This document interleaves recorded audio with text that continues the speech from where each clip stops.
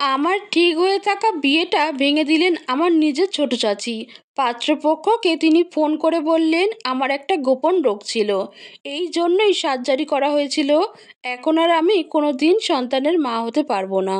পাত্রপক্ষের ওরা সবাই কতটা বিশ্বাস করলো। পাত্রের মা আমার মাকে ফোন করে যা ইচ্ছা, যেভাবে ইচ্ছা সেভাবেই বকলো।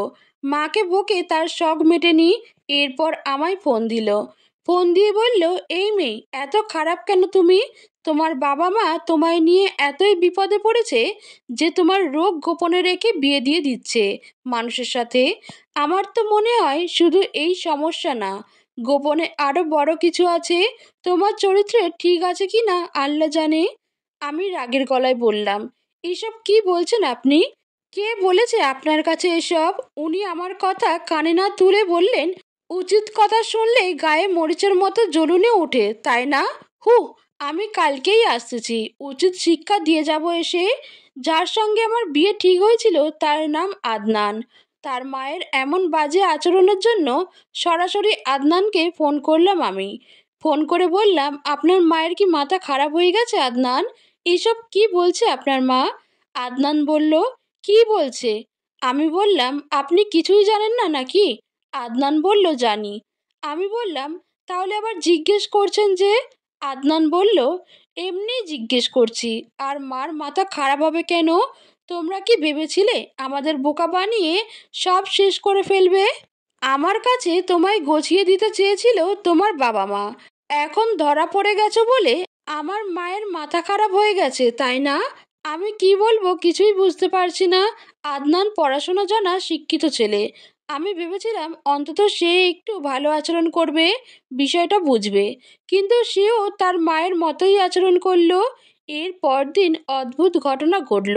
আদনানের মা এলো আমাদের বাড়িতে, এসে বলল, আংটিটা ফেরত দিন। ওরা আমার সঙ্গে আদনানের বিয়ে ঠিক করার পর আমার আঙুলে আংটি পরিয়ে গিয়েছিল সেদিনই। কিন্তু গতকাল ফোন করে এসব বলার পর আমায় পরিয়ে দেওয়া আংটি গতকালই খুলে রেখে দিয়েছিলাম আমি। উনি এসে যখন আংটিটা ফেরত চাইলেন, মা সঙ্গে সঙ্গে তা ফেরত দিয়ে বললেন, আল্লাহ যা করেন ভালোই করেন। আপনাদের মতো খারাপ লোকেদের সাথে আত্মীয় না হয়ে ভালো হয়েছে। এরকম খারাপ লোকদের বাড়িতে মেয়ে বিয়ে দেওয়া হচ্ছে, মেয়েকে গলা টিপে মেরে ফেলা ভালো। আদনানের মা কথার উত্তর দিল না। সে সরাসরি চলে গেল আমাদের ছোট চাচির ঘরে। গিয়ে আমাদের ছোট চাচির বড় মেয়ে শিলার আঙুলে সেই আংটি পরিয়ে গেল। শিলাকে তার ছেলের জন্য বউ করে নিবে। আর আমরা তখনই বুঝতে পারলাম আসলে ঘটনাটা কি ঘটেছে, কে এই অপবাদ দিয়েছে আসলে। ছোট চাচি লোভে পড়ে এই কাজটা করেছেন। আদনান ধনী লোকের ছেলে, তারপর বাপের একমাত্র ছেলে, আর কোনো ভাই বোন নেই, সংসারে ঝামেলা নেই, লোভ তো হতেই পারে। মা ছোট চাচিকে ডেকে বললেন, এই কাজটা কিভাবে করলা রাবেয়া? আমার মেয়ে কি আর তোমার নিজের মেয়ে বা কি? কিভাবে আমার মেয়ের সঙ্গে এমন নোংরা কাজটা করলা তুমি? ছোট চাচি সম্পূর্ণ অস্বীকার করলেন। বললেন তিনি এই বিষয়ে কিছুই জানেন না, তারা কিভাবে এসব শুনেছে। মা বললেন, আচ্ছা ধরলাম তুমি কিছুই জানো না, কিন্তু যে ছেলের সঙ্গে আমার মেয়ের বিয়েটা ভেঙে গেছে সেই ছেলের কাছেই তোমার মেয়ের বিয়ে দিচ্ছ, এটা কি ঠিক হচ্ছে? চাচি বললেন, আপা, আপনি রাগের কারণে ভুলভাবে জিনিসটা চিন্তা করছেন। আমি কোনো ভুল করছি না। তাকদির হলো আসল বিষয়। কপালে থাকলে একভাবে না একভাবে বিয়ে হবেই। এই ছেলের সঙ্গে আপনার মেয়ের জোড়া মিলানো নাই, তাই বিয়ে হয় নাই। এই জন্য রাগ করলে কি হবে আপা? কি অদ্ভুত কাণ্ড! ছোট চাচি সত্যি সত্যি লোভে অন্ধ হয়ে গিয়েছেন। মা এ নিয়ে আর কথা বাড়ায়নি। কথা বাড়ালেই তো তর্ক হবে, ঝগড়া ঝামেলা হবে। কি দরকার এসব করে? কিন্তু আমরা কথা না বাড়ালেও তারা চুপ থাকে না। ছোট চাচির মেয়ে শিলা মাঝে মধ্যেই আমাদের ঘরে আসে। সেদিন এসে গলার নতুন সোনার চেন দেখিয়ে বলল, আপু, আদনান এটা আমায় দিয়েছে, 1,00,000 টাকা দাম এটার। এর কদিন পর এসে কানের একজোড়া দুল দেখিয়ে বলল, কানের দুলগুলো কেমন আপু? ডিজাইনটা দেখ তো। আমি অনিচ্ছা সত্ত্বেও দেখলাম, তাকিয়ে বললাম, সুন্দর। শিলা হাসলো, মুচকি হেসে বলল, কে দিয়েছে জানো? আমার জানার কোনো আগ্রহ নাই, তাই কথাই বললাম না। কিন্তু আমি না কথা বললেও বা জানার কোনো রকম আগ্রহ না দেখালেও সে বলল, আদনান পাঠালো। এরপর গতকাল এসে বলল, আপু, আমি তো মালদ্বীপ যাচ্ছি। আমি খানিক অবাকই হলাম, বললাম কোথায় যাচ্ছিস? শিলা বলল মালদ্বীপ। আদনান আমায় নিয়ে যাবে। আমি বললাম তোদের তো বিয়ে হয়নি এখনো, বিয়ের পর যা। শিলা অট্টহাসি এসে বলল, তোমার চিন্তাভাবনা কীরকম যেন সেকেলে ধাঁচের আপু। মানুষ বয়ফ্রেন্ড নিয়ে তো বিভিন্ন জায়গায় গিয়ে ভ্যাকেশন কাটায়, ডেট করে, আর সে তো আমার হবু বর, তার সঙ্গে গেলে সমস্যা কি? আমি বললাম গোনাও হবে। আল্লাহকে ভয় পাওয়া যদি সেকেলে চিন্তাভাবনা হয়, তাহলে আমি সেকেলে চিন্তাভাবনার মানুষই। এখন তুই যা এখান থেকে, তোর মতো আধুনিক চিন্তাভাবনার মানুষদের সঙ্গে কথা বল গিয়ে। শিলা গেল ঠিকই আমার কাছ থেকে, কিন্তু সে গিয়ে আমাদের পাড়ার প্রতিবেশীদের কাছে বানিয়ে বানিয়ে বলে বেড়াতে লাগলো আমি নাকি আদনানের চরিত্র নিয়ে পচা পচা কথা বলছি। আদনান আমায় বিয়ে করেনি বলে নাকি আমার সহ্য হচ্ছে না। আমি শিলার সুখ দেখতে পারছি না। ওরা এমন আচরণ করতে লাগলো যে আমি একেবারে অতিষ্ঠ হয়ে উঠলাম। সত্যি সত্যি আমার চোখে জল এলো। আমি এই কষ্টের কথা শুধু আল্লাহর কাছেই বললাম। শিলা আদনানের সঙ্গে মালদ্বীপ গেল ফেব্রুয়ারিতে। ওখানে 15 দিনের মতো ছিল। তারপর ওখান থেকে আসার মাসখানেক পরেই আদনানের সঙ্গে তার বিয়ে হয়ে গেল। বিয়ের 2 মাস খুব সুন্দর কাটলো, কিন্তু 2 মাস পরেই হুট করে শিলা এসে আমার উপর ভয়াবহ রকমের এক অভিযোগ দিয়ে বসলো। মার কাছে এসে বলল আমি নাকি আদনানের সঙ্গে গোপন প্রেম করছি, এই জন্যই নাকি তার সংসারে আগুন লেগেছে। শুধু মার কাছে বললে কথা ছিল, সে এ বাড়ি ও বাড়ি সবার কাছে বলে বেড়াতে লাগলো। মার কাছে বলল আমি আদনানের সঙ্গে প্রেম করছি, কিন্তু অন্যদের কাছে বলল ভিন্ন কথা। বলল আমি নাকি রাত দিন আদনানকে ফোন দেই, আমি নাকি বলেছি তার দ্বিতীয় বউ হতেও আমার কোনো আপত্তি নেই, আমাকে বউ করে নিজের ঘরেও নিতে হবে না, বাইরের কোনো ঘরে রাখলেও হবে। পরদিন আমি পুকুর পাড়ে বসে আছি, হাতে ফোন। ঘরে নেটওয়ার্ক পাওয়া যায় না বলে এখানে এসে বসেছি, ফেসবুকে স্ক্রল করছি। ঠিক তখনই পাশে এসে দাঁড়ালো ছোট চাচি। এসে বলল কি করিস তুলি? আমার ইচ্ছে করছিল না ওনার সঙ্গে কোনো কথা বলতে, তবুও বললাম এই তো কিছু না, বসে আছি। ছোট চাচি আমায় খুঁটিয়ে খুঁটিয়ে দেখলো, তারপর বলল নাকি আদনানের সঙ্গে কথা বলস, আর এখন আমারে দেইকা কথা বলা বন্ধ করে দিছস। শুনে মেজাজ এত খারাপ হলো নিজেকে সামলাতে না পেরে আমি রাগের গলায় বললাম, চাচি বুড়ো হয়েছেন, চরিত্র ঠিক করেন আপনার। আপনি তো আমার নিজের চাচি, আপনি যেরকম আচরণ করেন শত্রুও এরকম আচরণ করে না। বলে ওখান থেকে উঠে চলে এলাম। এর খানিক পরেই ছোট চাচি এসে বাবার কাছে বলল, ভাইজান আপনার কাছে আপনার মেয়ে আর আমার মেয়ে এক কথা না, ভাইজি আর নিজের মেয়ে এক না, এক রক্তের না। বাবা বললেন হ্যাঁ একই তো। ছোট চাচি কেঁদে ফেললো, কেঁদে কেঁদে বলল আপনার মেয়েরে আমি সব সময় নিজের মেয়ের মতোই দেখি, কত আদর করি, আর আজকে আপনার মেয়ে আমার ডাইকা বলতেছে আমি কোন সাহসে আমার মেয়েরে আদনানের কাছে বিয়ে দিলাম, সে নাকি আমারে উচিত শিক্ষা দিবে, আমার পিঠের চামড়া উঠিয়ে সেই চামড়া দিয়ে তার জুতো বানাবে। চাচি হাউমাউ করে কাঁদছে। বাবার সঙ্গে সঙ্গে আমায় ডাকলেন, জিজ্ঞেস করলেন তুলি এইসব কি বলছিস তুই তোর চাচিকে? আমার এত রাগ লাগলো, বাবা এমন কেন? তিনি তো সব জানেন চাচি আর তার মেয়েরা আমার সঙ্গে কি করেছে, এখনও কি করে যাচ্ছে, আর বাবা এরকম একটা মহিলার কথা বিশ্বাস করে ফেললেন। ছি। আমি রাগের গলায় বললাম, বাবা এই মহিলাকে আমি এসবের কিছুই বলিনি, কিন্তু বলা উচিত ছিল। শুধু বলা না, এর চরিত্র যে পরিমাণ খারাপ, এই মহিলা যে পরিমাণে নোংরা, এর চামড়া দিয়ে জুতো বানাতে পারলেই বরং আমার মনে একটু শান্তি লাগবে। বাবা রেগে গেলেন শুনে। বসা থেকে উঠে আমার গালে একটা চর বসিয়ে দিয়ে বললেন, চোখের সামনে থেকে তুই দূর হয়ে যা বলছি, মরতে পারিস না। আমি বাবার সামনে থেকে চলে এলাম। এত কান্না পাচ্ছে আমার, কিন্তু আমি জানি বাবা নিরুপায় হয়ে আমায় মেরেছেন। ছোট চাচা বেঁচে থাকলে এত কিছু কখনোই হতো না, চাচা নাই বলেই সমস্যাটা হয়েছে। বাবা মুখ থেকে তাদের কিছুই বলেন না, বলতে পারেন না। কোনো কিছু না বলার পরেও ফুপোরা এসে নানান কথা বলে। ছোট চাচি যা বলে তাই তারা বিশ্বাস করে। বলে আমরা নাকি চাচিদের দেখতে পারি না, শান্তিতে থাকতে দেই না, তাদের জমি ভোগ করি, আরও কত কথা। ফুপুদের নাম নিতে নিতেই এক ফুপু এসে হাজির। মেজো ফুপু, আমাদের বাড়ি থেকে ওনার বাড়ি কাছে। মেজো ফুপু এসে কোনো কিছু বাছবিচার না করেই আমার উপর সবটা দোষ দিলেন। মাকে বললেন, মেয়েকে চোখে চোখে রাখতে পারো না? আর এর কি কম বয়স হয়েছে? বিয়ে দাও না কেন? বয়স হয়েছে, আর কত সহ্য করব? মেয়েরা খারাপ হয় বাপ মায়ের দোষে। সময় মতো বিয়ে দিলে কি শিলার জামাইয়ের সঙ্গে এইসব ঘটাই তো? মা জিহ্বায় কামড় দিয়ে ফেললেন, বললেন, আপনি এসব কি বলছেন আপা? ওরা যা বলেছে তাই বিশ্বাস করছেন? ছোট ফুপু রেগে গেলেন, বললেন, তোমাদের বাড়িতে আসাই উচিত না। আর তুমি বলো রাবেয়ার পক্ষ নিচ্ছি, রাবেয়া বলে তোমার পক্ষ নিচ্ছি। মেজো ফুপু রাগ দেখিয়ে চলে গেলেন। তারপর বড় ফুপু আর ছোট ফুপুকে ফোনে কি বললেন কে জানে। এরপর থেকে তারা স্ট্রাইক করে বসে রইল, শপথ করলো আর কোনোদিন আমাদের বাড়ির দিকে তারা ফিরবে না। তাদের ফেরা না ফেরা নিয়ে কোনো সমস্যা ছিল না, যদি ছোট চাচি কিংবা শিলা একটু চুপ থাকতো, আমাদের সঙ্গে অকারণে শত্রুতা বন্ধ করত।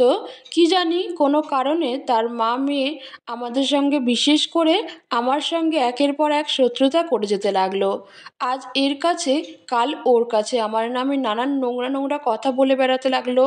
এদের কিছু বলাও যায় না, বললেই ফুপুরা রেগে মেগে আগুন হয়ে বাবাকে ধরে, বলে আমার ভাইটা নাই বলেই তোরা এদের সঙ্গে যা তা করছিস। আমরা নিরুপায় চুপচাপ সব হজম করি, কিন্তু সব কিছুরই একটা সীমা থাকে। ওরা সীমা লঙ্ঘন করেছে।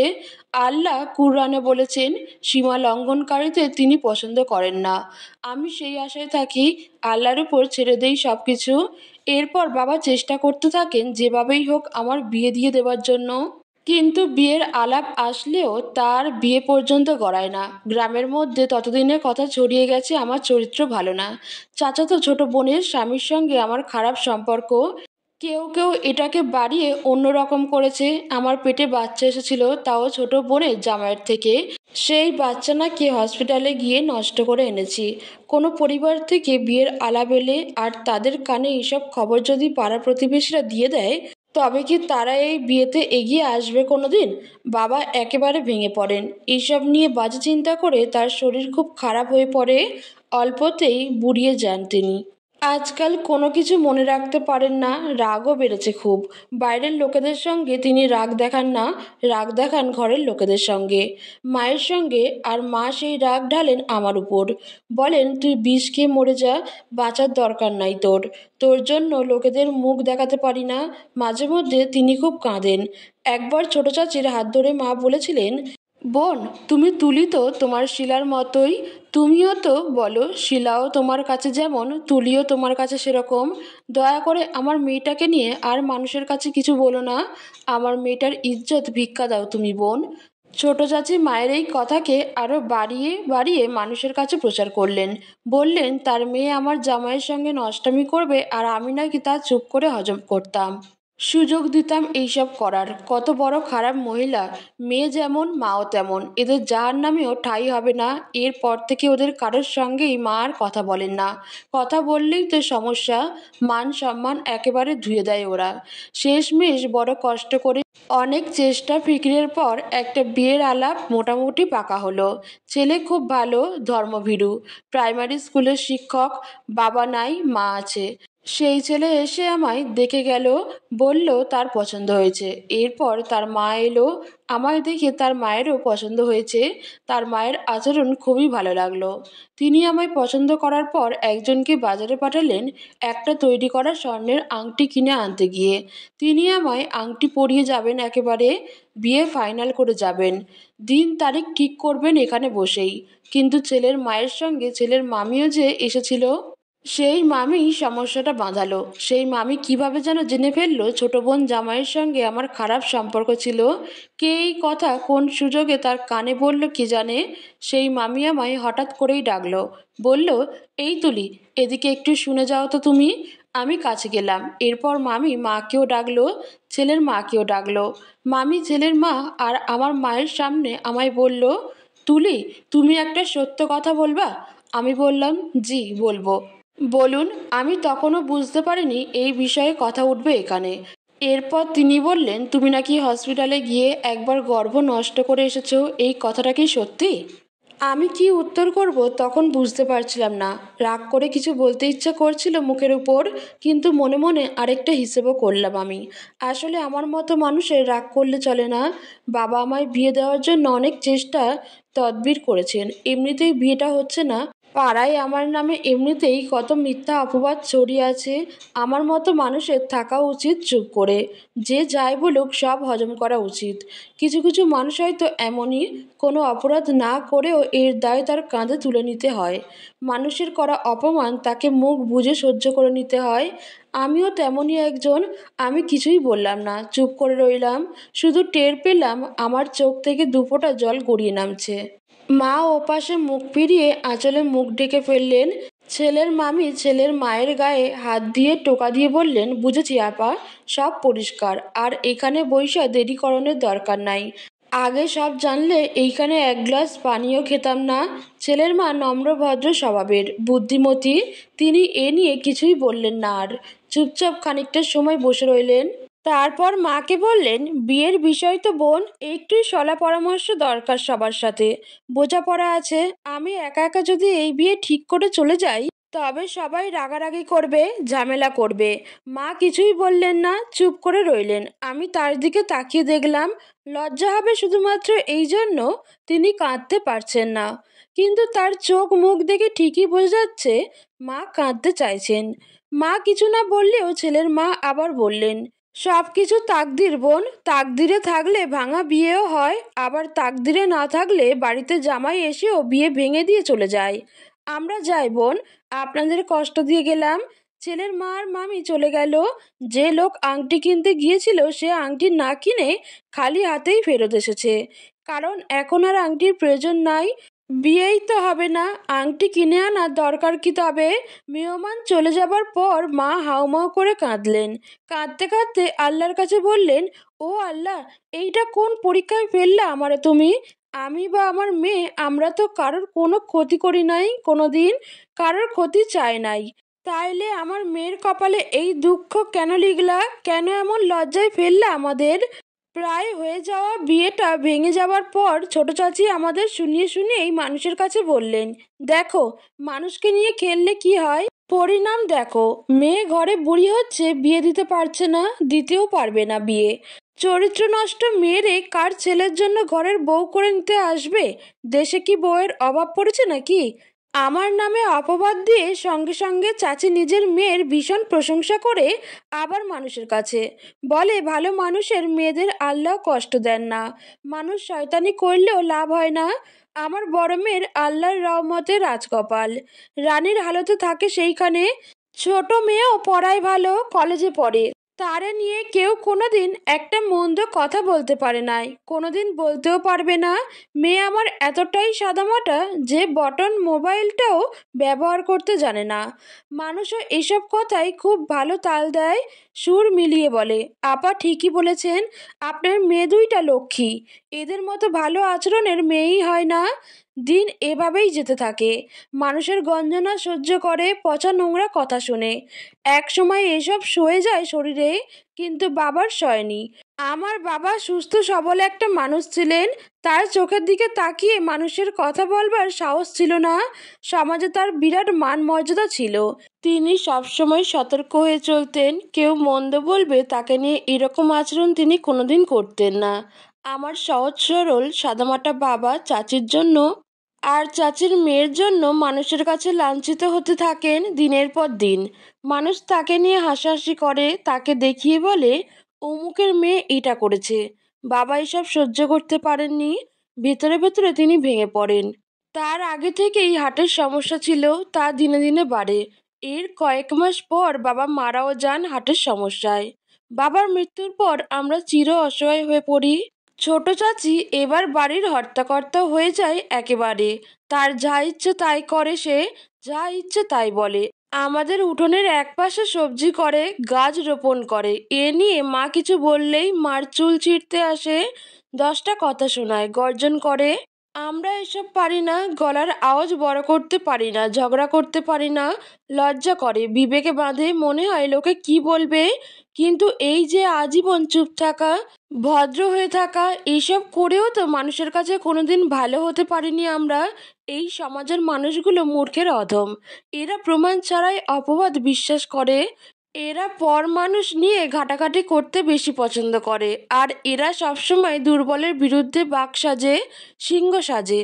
সবলেরা খারাপ লোক হলেও এরা তাদের খুব তোয়াজ করে না। বাবার মৃত্যুর কয়েকদিন পরেই মেজো ফুপু আমাদের বাড়িতে আসে। এসে দুদিন থাকে, মায়ের সঙ্গে খুব মিশে থাকার চেষ্টা করে। তারপর একদিন দুপুরবেলা আসল কথাটা বলে। বলে, বড় বউ, তুলির বাপ বেঁচে নাই, এখন তুলির ভালো খারাপ দেখবার দায়িত্ব আমাদের। শত হোক তুলি আমাদের রক্তের অংশ, সে আমাদের বংশের মেয়ে। মা বললেন, জি আপা। মেজো ফুপু এবার বললেন, বড় বউ, আমি তুলির জন্য একটা ছেলে দেখছি, ভালো ছেলে, সহায় সম্পত্তি আছে। মা বললেন, বাড়ি কোথায় ছেলের, বিস্তারিত বলেন। মেজো ফুপু আমতা আমতা করে বললেন, আমার বড় ননদের ছেলে, নাম হারুন। মা শুনে চমকে উঠলেন, বললেন, এইসব কি বলছেন আপা আপনি? আপনি তুলির ফুপু হয়ে এরকম একটা আলাপ কিভাবে নিয়ে এলেন? মেজো ফুপু বললেন, কেন, সমস্যা কি? মা বললেন, আপনিই তো গত বছর এসে বলেছেন ছেলে তার প্রথম বউরে নিজে ফাঁস লাগিয়ে মারছে, এরপর সবাইরে বলেছে বউ নিজে ফাঁস নিয়ে মারা গেছে। আপনি বলেন নাই নিজের মুখে এই কথা? মেজো ফুপু খানিক সময় চুপ করে রইলেন। তারপর বললেন, আগে ভুল সন্দেহ করেছিলাম বউ, পরে জানলাম বৃত্তান্ত।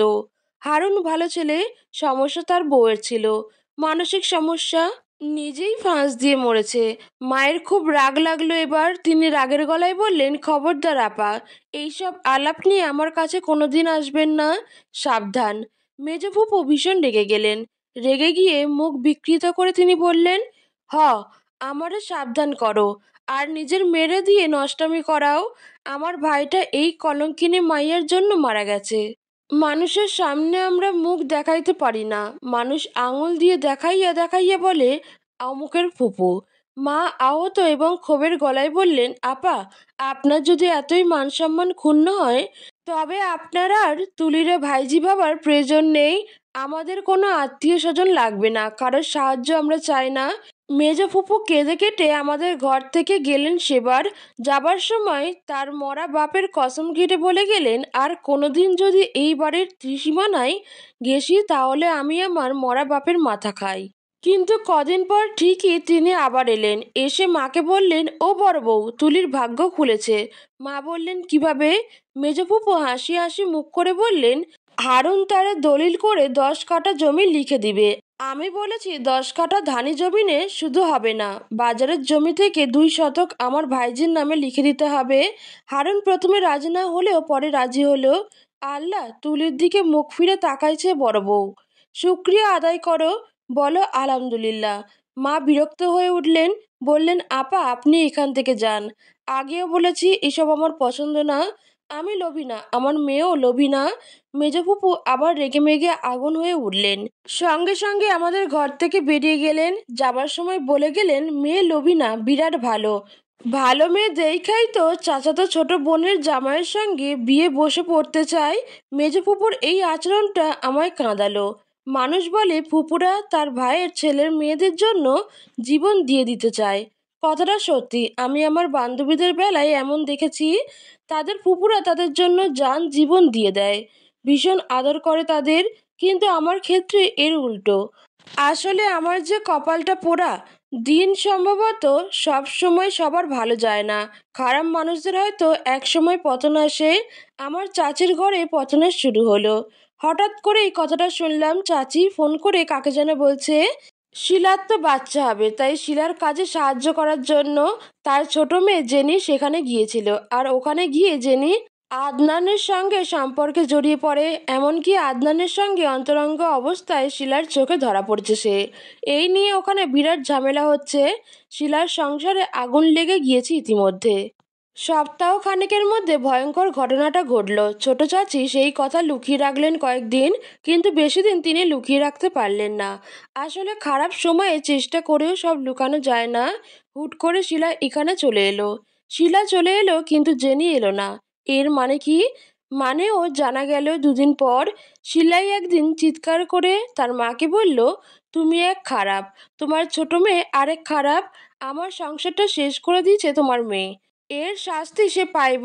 আর আমি যদি কোনোদিন এর খুঁজে পাই তবে ওরে নিজে হাতে আমি খুন করব। ওরে খুন করলেই আমার শান্তি। সময় যেতে থাকে, 1 মাস 2 মাস এভাবেই। জেনি আর বাড়ি ফিরে না। শিলাও বাড়ি থেকে আদনানের বাড়ি যায় না। উঠোনে মাঝে মধ্যে আসে সে। আড়াল থেকে তাকে দেখি, চেহারা কেমন মলিন হয়ে গেছে। দূর থেকে দেখেও বোঝা যায় তার বয়স বেড়ে গেছে। এর কদিন পরেই হুট করে শিলার দুর্ঘটনাটা ঘটে। পুকুরে গোসল করতে নেমেছিল, ওখান থেকে ওঠার সময় পিচ্ছিলকে পড়ে গিয়ে আঘাত পায় সে। ছোটখাটো কোনো আঘাত না, বড় আঘাত। তার গর্ভপাত হয়, শরীর খারাপ হয়ে যায় খুব, হাসপাতালে গিয়ে 2 দিন থাকতে হয়। হাসপাতাল থেকে আসার পরেই শিলার মধ্যে কিছু পরিবর্তন লক্ষ্য করা যায়। সে এখন আমাদের ঘরে আসে, আমার সঙ্গে মায়ের সঙ্গে কথা বলে। একদিন আমায় পুকুর পাড়ে ডেকে নিয়ে গিয়ে বলল, তুলি আপু, জেনে আমার নিজের মায়ের পেটের বোন হয়ে কিভাবে আমার এত বড় সর্বনাশটা করলো। আমার কথা বলতেও রুচিতে বাঁধছিল ওর সাথে, তবুও কথা বললাম। ওর এমনিতেই খারাপ অবস্থা, গর্ভটা নষ্ট হলো, তাছাড়া সংসার ভাঙলো। মন না চাইলেও জোর করে কথা বললাম ওর সাথে। বললাম, কি হয়েছিল আসলে বলতো? শিলা চুপ করে থাকে, চোখ তার জলে ভিজতে থাকে, নাকে সর্দি জমে। নাকে সর্দি টেনে নিয়ে সে বলে, আদনানের দোষ দিব না আমি, জেনির সব দোষ। নিজে থেকেই গিয়ে গায়ে পড়ে থাকতো, সুযোগ দিত, সুযোগ দিলে তো। শেষ করতে পারে না শিলা কথা, কেঁদে ফেলে। আমি কাঁদতে দেই তাকে, অনেক কেঁদেছি আমি। সেও একটু কাঁদুক, কান্না শেষ হলে আমি তাকে জিজ্ঞেস করি, জেনি এখন কোথায় আছে? শিলা বলে, জানি না রে বোন। আমি অবাক হই, বলি, জানিস না মানে? শিলা বলে, কিভাবে জানবো? আদনান ওকে নিয়ে কোথায় যেন পালিয়ে গেল, ওদের নম্বর বন্ধ, ওদের সঙ্গে যোগাযোগ করার কোনো উপায় নাই। আমিও বলি, ও আচ্ছা। শিলা খানিক সময় চুপচাপ বসে থাকে, তারপর বলে, তুলি আপু, আমার নাম উচ্চারণ করে। তারপর আমার কাছে এসে বসে আমার একটা হাত ধরে। তারপর আমার মুখের দিকে তাকিয়ে বলে, তোমার সঙ্গে মা অনেক বড় অন্যায় করেছে আদনান, তোমার ছিল। মা মিথ্যা অপবাদ দিয়ে তাকে আমার করেছে, এর শাস্তি আমি পাচ্ছি। আমি মনে মনে হাসি, মায়ের উপর সব দোষ চাপিয়ে দিচ্ছে এখন। সেও কি কম করেছে আমার সঙ্গে? সবচেয়ে বড় নিন্দাটা তো সেই করেছে আমার। সমস্ত পাড়ায় বলে বেরিয়েছে তার স্বামীর সঙ্গে আমার প্রেমের সম্পর্ক, তার সংসার ভাঙতে চাইছি আমি। কিন্তু আল্লাহ তো দেখিয়ে দিলেন, কাউকে নিয়ে খেলতে গেলে এর পরিণাম কি হয়। কাউকে মিথ্যে দোষ দিলে, পরনিন্দা করলে কারণ নামে তা যে নিজের উপর এসে পড়ে, এটা হাড়ে হাড়ে টের পাচ্ছে এরা। ছোট চাচি আজকাল একেবারেই চুপচাপ। আগে পাড়ায় এর ঘরে ওর ঘরে যেত, এখন ঘর থেকেই দরকার ছাড়া বের হয় না। এর মধ্যে আরেকটা ঘটনা ঘটলো। হুট করেই একদিন আদনানের মা এলো আমাদের বাড়িতে, এসে ছোট চাচিকে আচ্ছা মতো ধরলো, বলল, তুই খারাপ মহিলা, তুই একটা ডাইনি, তুলির নামে মিথ্যা অপবাদ দিয়ে আমার ছেলের সঙ্গে সেই বিয়েটা তুই ভাঙিয়েছিলি। এরপর জাদুটোনা করে মায়ায় ভুলিয়ে তোর নষ্ট মেয়েরে আমার ছেলের কাছে বিয়ে দিছোস। এই মেয়ে বিয়ে হয়ে গিয়ে আমার দেবরের ছেলের সঙ্গে ফষ্টি নষ্টি করে, 10 জনের সঙ্গে ফোনে কথা বলে রাত দিন। এরপর ছোট মাইয়ারে পাঠাইছোস, সেই মাইয়া আমার ছেলে নিয়ে ভাগছে। তুই আমার পরিবারের মান সম্মান সব নষ্ট করে দিছোস। তোর মুখোশটা আমি আজ খুলে দিয়ে যাব। আদনানের মা ছোট চাচির থেকে কিছুতেই কম না। সে আমাদের পাড়ায় এবাড়ি ওবাড়ি মিলিয়ে প্রায় সব বাড়িতেই ছোট চাচি আর তার মেয়েদের সম্পর্কে যতটা মন্দ বলা যায় সব বলে গিয়েছে। যা সত্য তা তো বলেছেই, বানিয়ে বানিয়ে রসালো করে মিথ্যাও বলে গিয়েছে। সবচেয়ে ভয়ঙ্কর মিথ্যে যা বলেছে তা হলো শিলার গর্ভের সন্তানটাও আদনানের না, অন্য কারোর। শিলা তো অনেক ছেলেরই সঙ্গে ফোনে কথা বলতো, ওইসব ছেলেদের থেকেই কারোর হবে হয়তো। গ্রামে তোলপাড় রব উঠে গেল এইসব কথা শুনে, সবার মুখে মুখে এই কথা। এইসব সহ্য করতে না পেরে সেদিন রাতেই শিলা সুসাইড করলো। গাছের পাতায় দেবার জন্য ছোট চাচি যে বিষ কিনে এনেছিল, সেই বিষ খেয়ে সে সুসাইড করেছে। হাসপাতালে নেওয়ার পথেই তার মৃত্যু হয়েছে। একটা সুন্দর জীবন, আহ্লাদের জীবন। শিলা ইচ্ছে করলেই মানুষের মতো করে এই জীবন ভোগ করতে পারত, করলো না। আসলে পাপ কখনোই কাউকে ছেড়ে দেয় না। কাউকে দুনিয়াতেই এর পরিণাম দেখায় শিলা মরে গিয়ে শেষ হয়েছে, কিন্তু কষ্ট রেখে গিয়েছে ছোট চাচির জন্য। ছোট চাচির বড় গলা ছোট হয়েছে, জল আর যত্নের অভাবে সবজি বাগান নষ্ট হয়েছে, নষ্ট হয়েছে তার চেহারাও। আজ মানুষের কাছে তার সম্মানও। এর আরো 6 মাস পরে জেনি হুট করেই বাড়ি ফিরে এলো। তাকে ঢাকায় ফেলে রেখে মিথ্যা বলে আদনান আরব আমিরাতে চলে গিয়েছে। এ নিয়ে কোনো মামলা মোকদ্দমা করতে পারল না জেনি, কারণ ওরা বিবাহ বহির্ভূতভাবেই এতদিন একসঙ্গে ছিল। জেনি বারবার তাগাদা দিলেও আদনান গড়িমসি করেছে, সময় চেয়েছে আরও কিছুদিন। এরপর হুট করে জেনিকে ফেলে রেখে সে দেশের বাইরে চলে গেল। জেনি পড়ল অতল সমুদ্রে। জেনি বাড়ি ফিরল ঠিক, কিন্তু মানুষের সামনে সে যেতে পারে না। এত কিছু করার পর সে মানুষকে মুখ দেখাবে কি করে? ছোট চাচিও মেয়েকে দেখতে পারেন না, মেয়ের সঙ্গে কথা বলেন না। তিনি বলেন জেনিই একমাত্র দায়ী শিলার মৃত্যুর জন্য। ছোট চাচিকে একটা কথা বলা দরকার জেনি না, বরং ছোট চাচি নিজেই দায়ী এসব কিছুর জন্য। তিনি নিজে অতি লোভ করে পর মানুষকে নিয়ে নিন্দা ছড়াতে গিয়ে এমন অন্ধকার ডেকে এনেছেন। আজকাল ছোট চাচি আমাদের ঘরে খুব আসেন, মায়ের কাছে বসে কাঁদেন, ক্ষমা চান। মা কিছু বলেন না, শুধু এতটুকুই বলেন আল্লাহর কাছে ক্ষমা চাও, আর পাপ করো না, তবা করো, তাহলেই হবে। আল্লাহ তোমায় মাফ করে দিলে আমিও মাফ করে দিব। ছোট চাচি আমার কাছেও মাপ চাইতে আসেন। আমিও মায়ের মতোই বলি, আপনি আল্লাহর কাছে ক্ষমা চেয়ে নিন চাচি, বাকিটা জীবন তার পথে কাটান, আমি আপনাকে মাফ করে দিলাম। চাচি শুদ্ধ হবেন কিনা জানি না, কিন্তু তার ক্ষতি যা হবার তা হয়ে গেছে। পাপের পরিণাম তিনি দেখে ফেলেছেন। গ্রামের মানুষেরা আমায় নিয়ে যেভাবে মন্দ কথা বলতো, হাসি তামাশা করতো, তার করে না কেউ। ছোট চাচি পরিবারের এমন পতন দেখে অনেকের মনে ভয় ঢুকেছে। অনেকেই মার কাছে এসে ক্ষমা চেয়ে বলেছে, আমরা না বুঝে যাচাই বাছাই না করে আপনার মেয়েকে নিয়ে নানান মন্দ কথা বলেছি, আপনি আমাদের ক্ষমা করুন। মা মিষ্টি করে হেসে বলেন, ক্ষমা করে দিলাম। মায়ের মতো আমিও ভাবি ক্ষমা এক মহৎ গুণ। আমি মানুষকে ক্ষমা করলে আল্লাহ খুশি হয়ে নিশ্চয়ই তিনিও একদিন আমায় ক্ষমা করে দিবেন। আমার জীবনের বসন্ত এসেছে এর আরও কয়েকদিন পর। আজকাল রোজ রোজ বিয়ের আলাপ আসে, বড় বড় ঘর থেকে আলাপ আসে। মা বলেন অত বড় ঘরে মেয়ে বিয়ে দিব না, টাকা পয়সাওয়ালা লোকের প্রতি আমার লোভ নাই। আমার মেয়েরও এসবের প্রতি লোভ নাই। আমার মেয়ের জন্য একটা ভালো ছেলের দরকার, যে ছেলে আল্লাহর শাস্তিকে ভয় পায়, যে ছেলে পাপ করতে ভয় পায়, যে ছেলে ভালো মানুষ, যে কোনো মানুষকে ছোট করে না, এমন একটা ছেলে হলেই হবে। ছেলের টাকা পয়সা না থাকলেও চলবে, ভালো ছেলেরা রিক্সা চালিয়ে হলেও তার পরিবারের ভরণ পোষণ ঠিকভাবে করবে, স্ত্রী সন্তানকে কষ্টে রাখবে না। ওদের ঘরে হয়তো জাঁকজমকপূর্ণ আসবাবপত্র থাকবে না, ভারী কাপড় আর খাবার থাকবে না, কিন্তু জাঁকজমকপূর্ণ ভালোবাসায় পূর্ণ থাকবে ওদের ঘর, ওদের মন। মায়ের এই আশা পূর্ণ হলো। ফাল্গুন মাসের 15 তারিখ এক ছেলের বাবা ছেলেকে নিজেই নিয়ে এলেন আমাদের বাড়িতে। তিনি এসে মাকে বললেন, আমি গরিব মানুষ বোন, বিরাট গরিব, দিন আনি দিন খাই এই অবস্থা, কিন্তু আলহামদুলিল্লাহ আমার ছেলে ভালো, এই গ্যারান্টি আমি দিতে পারি। আমার ঘরে ধন দৌলতের অভাব হলেও আদর ভালোবাসার অভাব হবে না আপনার মেয়ের। মা জিজ্ঞেস করলেন ছেলে কি করে, তার পেশা কি? ছেলের বাবা বললেন, বোন, ছেলে একটা ছোটোখাটো চাকরি করে, বেতন একেবারেই কম। আমিও শিক্ষক মানুষ, হাই স্কুলের শিক্ষক, সরকারি হাই স্কুল না, এমপিও ভুক্ত, সামান্য বেতন আমাদের বাপ ছেলে দুজনের। কিন্তু আমি কথা দিতে পারি আপনার মেয়েকে আমার ঘরে দিলে তার কোনোদিন মন খারাপ হবে না, তাকে কোনোদিন কষ্ট দিবে না আমার ছেলে। মার কেন জানি ছেলে আর ছেলের বাবাকে পছন্দ হয়ে গেল। তিনি বললেন, আমি মেয়েকে জিজ্ঞেস করি আগে। মা এসে আমায় জিজ্ঞেস করলেন সব। আমি আড়াল থেকে উনাদের সব কথা শুনেছিলাম।